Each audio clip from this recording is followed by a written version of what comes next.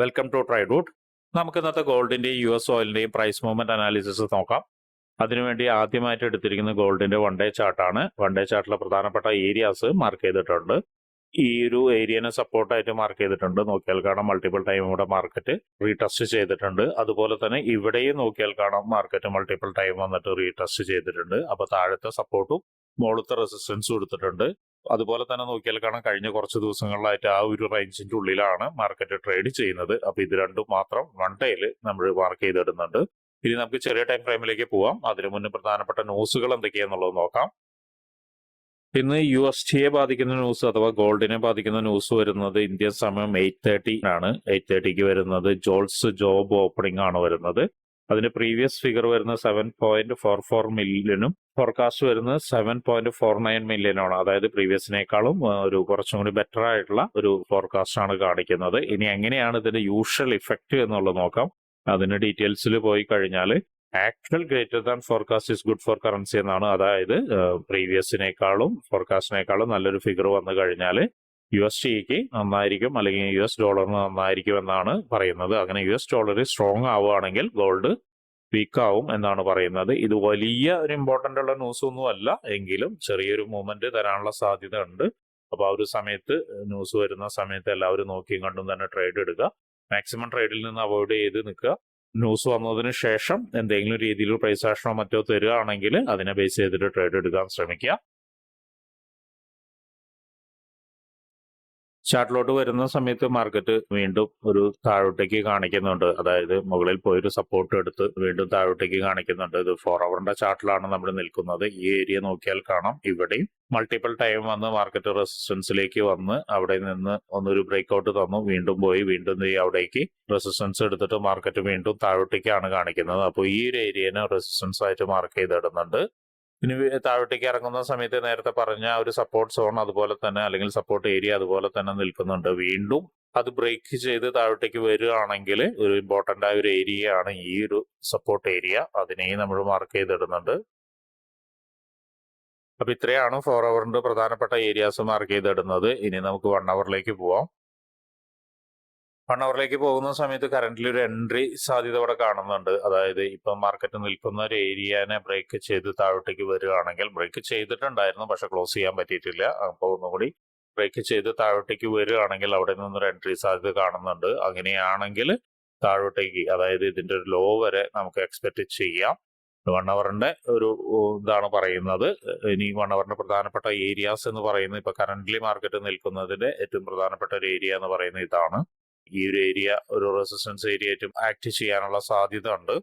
ഇതിനെ ബ്രേക്ക് ചെയ്ത് മുകളിലോട്ട് പോവുകയാണെങ്കിൽ ഒരു ടെസ്റ്റ് കിട്ടുകയാണെങ്കിൽ മാർക്കറ്റ് ഒരു അപ് ട്രെൻഡിലേക്ക് പോവാം. അപ് ട്രെൻഡിലേക്ക് പോയി കഴിഞ്ഞാൽ ഏറെക്കുറെ ഈ ഒരു ഏരിയ വരെ, അതായത് ഇവിടെ ഓൾറെഡി നല്ല ഒരു ടെസ്റ്റ് ചെയ്തിട്ടുണ്ട്, അതിന് തൊട്ട് മുകളിലുള്ള ഒരു ഏരിയ, അതായത് ഇവിടെ ഒരു ഇംബാലൻസ് കിടക്കുന്ന ഒരു ഏരിയ വരെ നമുക്ക് ഒരു ടാർഗറ്റ് വെക്കാവുന്നതാണ്. ഈ ഏരിയയുടെ പ്രത്യേകത എന്താണെന്ന് വെച്ചാൽ മൾട്ടിപ്പിൾ ടൈം മാർക്കറ്റ് നിന്ന് അവിടെ നിന്നൊരു സപ്ലൈ നടന്നൊരു ഏരിയ ആണ്. അപ്പോൾ ഒരു ഏരിയക്ക് വരെ നമുക്ക് ടാർഗറ്റ് വെക്കാവുന്നതാണ്. ഇനി നേരത്തെ പറഞ്ഞ പോലെ ഇതിന്റെ താഴോട്ടേക്ക് വരികയാണെങ്കിൽ ഇവിടെ നിന്നൊരു ബ്രേക്ക് നടക്കുകയാണെങ്കിൽ ഈ ഒരു ഏരിയ, അതായത് ഇതിന്റെ ലോ വരെ നമുക്ക് ടാർഗറ്റ് വെക്കാവുന്നതാണ്.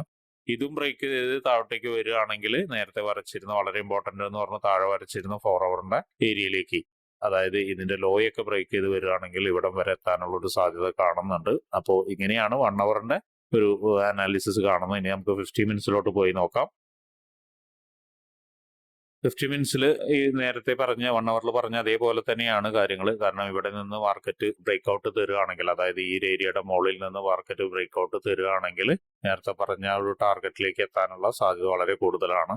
ഈ ടാർഗറ്റ് എന്ന് പറയുന്നത് ഈ ഒരു ഇംബാലൻസ് കിടക്കുന്ന ഒരു ടാർഗറ്റ് ആണ് ഉദ്ദേശിക്കുന്നത്. അപ്പോൾ ഒരു ബ്രേക്ക്ഔട്ട് നടക്കുകയാണെങ്കിൽ അങ്ങോട്ട് എത്താം. ബ്രേക്ക്ഔട്ട് വന്ന് റീടെസ്റ്റ് വരികയാണെങ്കിൽ ഒരു ബൈ എൻട്രി ഉണ്ട് അവിടെ നിന്ന്. അതുപോലെ തന്നെ ഇവിടെ ബ്രേക്ക് ചെയ്ത് താഴോട്ടേക്ക് വരികയാണെങ്കിൽ ഈ ഒരു ലോയിനെ നമുക്ക് ഏറെക്കുറെ എക്സ്പെക്ട് ചെയ്യാം. അതിനു മുന്നേ ചെറുതായിട്ട് കാണുന്ന മറ്റൊരു ടാർഗറ്റ് എന്ന് പറയുന്നത് ഈ ഒരു ഏരിയ ആണ്. ഈ ഒരു ഏരിയയിലേക്ക് മാർക്കറ്റ് ഒരുപക്ഷെ അവിടെയും എത്താവുന്ന സാധ്യത കാണുന്നുണ്ട്. അപ്പോൾ 50 മിനിറ്റ്സിൽ ഇങ്ങനെയാണ് കാണുന്നത്. ഒരുപക്ഷെ ഇതിന്റെ താഴോട്ടേക്ക് ഇറങ്ങിക്കഴിഞ്ഞാൽ മാത്രമേ സെൽ എൻട്രി ഉള്ളൂ, അതുപോലെ ഇതിന്റെ മുകളിലോട്ട് കയറിയാൽ മാത്രമേ ബൈ എൻട്രി ഉള്ളൂ. അതുവരെ ഇവിടെ ഒരു കൺസോളേഷനിലായിരിക്കും മാർക്കറ്റ് മിക്കവാറും. അപ്പൊ ട്രേഡ് എടുക്കുന്ന ആളുകൾ സൂക്ഷിക്കുക. അപ്പൊ ഇത്രയാണ് ഇന്നത്തെ ഗോൾഡിന്റെ അനാലിസിസ്. ഇനി നമുക്ക് US ഓയിലിലേക്ക് പോവാം. US ഓയിലിലേക്ക് വരുന്ന സമയത്ത് ഇന്നലെ ഒരു ഇൻഡിസിഷൻ ക്യാൻഡിലാണ് ക്രിയേറ്റ് ചെയ്തിരിക്കുന്നത്. ഇന്നലെ പറഞ്ഞിട്ടുണ്ടായിരുന്നു മിനിഞ്ഞാന്നത്തെ ഒരു ക്യാൻഡിലിന്റെ ലോ ബ്രേക്ക് ചെയ്യാനുള്ള സാധ്യത ഉണ്ടെന്ന് പറഞ്ഞിട്ടുണ്ടായിരുന്നു. അതുപോലെ തന്നെ ലോ ബ്രേക്ക് ചെയ്തിട്ടുണ്ട്.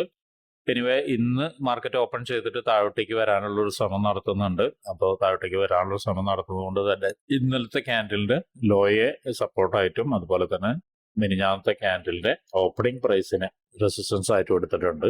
എനിവേ നമുക്ക് 4 ഹവറിലേക്ക് പോവാം.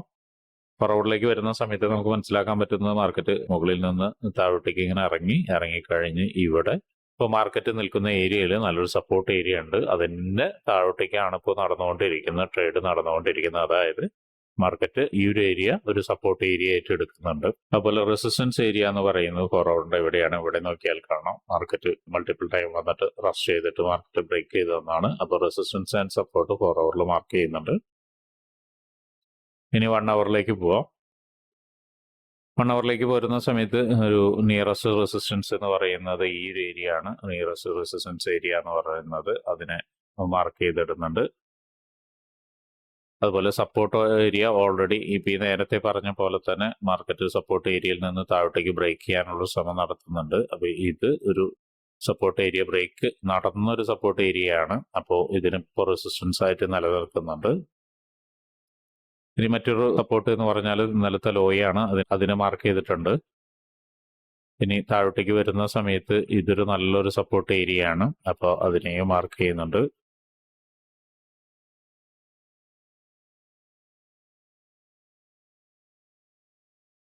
അപ്പോൾ ഇത്രയാണ് 1 ഹവറിൽ മാർക്ക് ചെയ്യുന്നത്. ഇനി നമുക്ക് 50 മിനിറ്റ്സിൽ പോയിട്ട് പ്രധാനപ്പെട്ട ഏരിയാസ് എന്തെങ്കിലും ഉണ്ടോ അല്ലെങ്കിൽ ഓപ്പർച്യൂണിറ്റീസ് എന്തെങ്കിലും ഉണ്ടോ എന്നുള്ളത് നോക്കാം. 50 മിനിറ്റ്സിലോട്ട് വരുന്ന സമയത്ത് ഒരു ഓപ്പർച്യൂണിറ്റി നിലവിൽ നിൽക്കുന്നുണ്ട്. അതായത് ഈ ഒരു ഇന്നലത്തെ ലോയിനെ ബ്രേക്ക് ചെയ്ത് മാർക്കറ്റ് താഴോട്ടേക്ക് വരികയാണെങ്കിൽ ഒരു സെൽ എൻട്രി നിൽക്കുന്നുണ്ട്. ഇതിനെ ബ്രേക്ക് ചെയ്ത് ഒരു ചെറിയ റീടെസ്റ്റ് വരികയാണെങ്കിൽ സെൽ എൻട്രി നിൽക്കുന്നുണ്ട്. അതുപോലെ തന്നെ ഈ ഒരു ഏരിയനെ ബ്രേക്ക് ചെയ്ത് മുകളിലോട്ട് പോവുകയാണെങ്കിൽ റീടെസ്റ്റ് വരികയാണെങ്കിൽ ഇവിടെ നിന്ന് ബൈ എൻട്രി നിൽക്കുന്നുണ്ട്. അപ്പോൾ ഇങ്ങനെയാണ് രണ്ട് ഓപ്പർച്യൂണിറ്റി 50 മിനിറ്റ്സിൽ നിൽക്കുന്നത്. ഇവിടെ ബൈ എൻട്രി ഏറെക്കുറെ ടാർഗറ്റ് എന്ന് പറയുന്നത് ഏറെക്കുറെ നമുക്ക് ഈ ഒരു ലെവൽ വരെ ടാർഗറ്റ് വെക്കാം. അതും ബ്രേക്ക് ചെയ്ത് പോവുകയാണെങ്കിൽ ഇതാണ് ടാർഗറ്റ്, അതും ബ്രേക്ക് ചെയ്താണെങ്കിൽ ഇതാണ് ടാർഗറ്റ്. ഇവിടെയും അതുപോലെ തന്നെ താഴോട്ടേക്ക് വരികയാണെങ്കിൽ ഏറെക്കുറെ ഈ ഒരു ടാർഗറ്റിലേക്ക് എത്താം. അതിനു മുന്നേ പ്രധാനപ്പെട്ട എന്തെങ്കിലും ഏരിയാസ് ഉണ്ടോ എന്നുള്ളത് നോക്കാം. അതിനു മുന്നേ പ്രധാനപ്പെട്ട ഏരിയ എന്ന് പറയുന്നത് ഇതൊരു ഏരിയ ആണ്. അപ്പോൾ ഇവിടേക്ക് വരുന്ന സമയത്ത്, അതായത് ഈ ഒരു ഏരിയയിലേക്ക് വരുന്ന സമയത്ത് ഒരു ടാർഗറ്റ് അവിടെ വരെ വയ്ക്കാവുന്നതാണ്. അതിനു മുന്നേ മറ്റൊരു ഏരിയ ഇവിടെ ഒരു ഇമ്പൾസീവ് മൂവ്മെന്റ് തന്നിട്ടുണ്ട്, ഇത് നോട്ട് ചെയ്ത് വെക്കുക. അപ്പോൾ ഈ രണ്ട് ഏരിയയിലേക്കും മാർക്കറ്റ് എത്തുന്ന സമയത്ത് അപ്പോൾ മാക്സിമം മാർക്കറ്റിൽ നിന്ന് എക്സിറ്റ് ആവുന്നതാണ് നല്ലത്. അപ്പോൾ ഇത്രയാണ് US ഓയിലിന്റെ അനാലിസിസ്. എന്നും പറയുന്നത് പോലെ തന്നെ ട്രേഡ് എടുക്കുന്ന സമയത്ത് സൂക്ഷിച്ചും കണ്ടു ട്രേഡ് എടുക്കുക. അതുപോലെ തന്നെ കയ്യിലിരിക്കുന്ന ക്യാപിറ്റൽ പ്രൊട്ടക്ട് ചെയ്തിട്ട് ട്രേഡ് എടുക്കുക. അതുപോലെ തന്നെ വീഡിയോ കാണുന്ന ആർക്കെങ്കിലും ഫോറക്സ് ട്രേഡിംഗ് ഫ്രീ ആയിട്ട് പഠിക്കാൻ താല്പര്യമുണ്ടെങ്കിൽ നിങ്ങൾക്ക് ട്രേഡ് ഔട്ടുമായിട്ട് ബന്ധപ്പെടാം. അതിന് ബന്ധപ്പെടാനുള്ള ഗൂഗിൾ ഫോം വീഡിയോയുടെ ഡിസ്ക്രിപ്ഷനിലുണ്ട്. അവിടെ ഗൂഗിൾ ഫോം ഫിൽ ചെയ്യുക.